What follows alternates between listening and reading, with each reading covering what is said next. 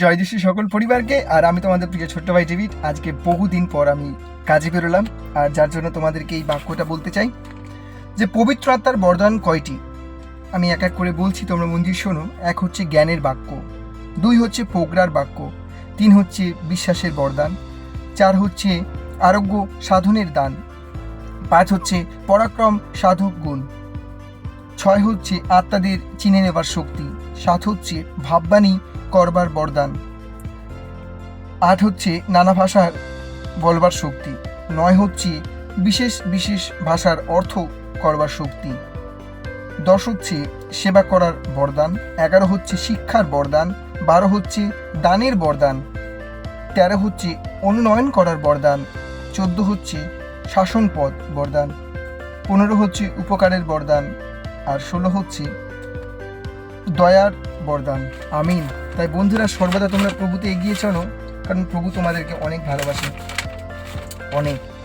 আর বর্তমানে যা যুগ চলছে বন্ধুরা, আমি বলতে চাই যে তোমরা সকলে বাইবেলকে মন দিয়ে পড়ো। প্রতিদিন তো তুমি পড়বে, তত তুমি গ্লোরি হতে থাকবে, তত তুমি জানবে। তার সাথে সাথে সকলের জন্য প্রার্থনা করো। আজকালকার দিনে অনেকে বলে প্রার্থনা তো আমাদের অবশ্যই করা দরকার, অবশ্যই, because the pray change your life.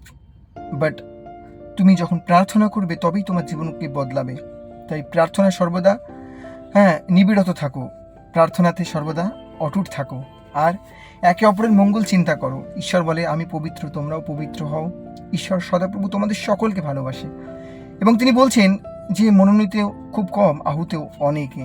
তাই বন্ধুরা বলছে, ধন্য সেই জন যারা সুসমাচারকে শোনে, ধন্য সেই জন যারা ঈশ্বরের বাক্যকে তারা হৃদয় গ্রহণ করে। কারণ আমাদের বর্তমান দিনে আমরা একে অপরের সাথে লড়াই করি। যেদিন তোমরা খ্রিস্ট যিশুকে জানবে, প্রকৃতপক্ষে যখন তোমাদের অন্তরের সেই দরজাকে তোমরা খুলবে, তখন ঈশ্বর আসবে আর তোমার অন্তরে এসে বসবাস করবে। কারণ তিনি তোমাকে প্রেম করেন, বিকজ তুমি একা নও। এই শয়তানের কবল দুনিয়াতে, শয়তান এই পৃথিবীকে একদম চারিদিক থেকে গ্রাস করে রেখেছে, পুরো আমাদের এই পৃথিবীকে। তাই সে কখনো চায় না যে তুমি কখনো ঈশ্বরের কাছে যাও। সে চায় তুমি সারা জীবন সেই শয়তানের দাসত্বর যে দাস তুমি হয়ে থেকো, কারণ সে চায় না তোমার মঙ্গল। ঈশ্বরই তোমার মঙ্গল চায়। তার কাছে একবার আসো, নিজের হৃদয়কে একবার খুলে দাও বিশ্বাসের সহিত। দেখো, এই জীবনে যা কিছু হয়েছে সমস্ত কিছু বিশ্বাসের সহিত আমরা করেছি। আমাদের জীবন অধ্যায় কর্মজীবনেও আমরা বিশ্বাস করেই কিন্তু আজকে আমরা এতটা দূর এগিয়েছি। আজকে দেখো, বিশ্বাস করেই সেই চাঁদে মানুষ গেছে। আজকে বহু বছর আগে মানুষ কিন্তু ওই গরুর গাড়িতে যেত, কিন্তু তারাও একসময় কোনো সময় বিশ্বাস করেছিল যে তারাও পারবে, ইউ ক্যান ডু ইট।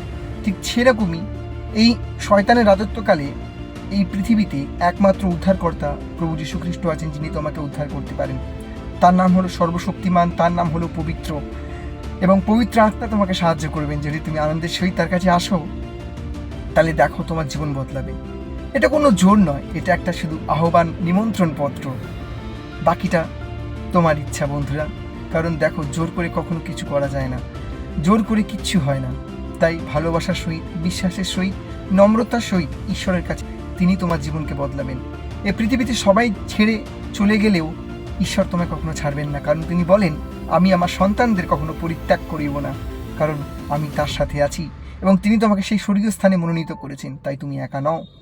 এই পৃথিবীতে এসে তুমি কখনো নিজেকে একা ভেবো না, কারণ স্বর্গরাজ্যে স্বর্গদূত তোমার জন্য অপেক্ষা করছে।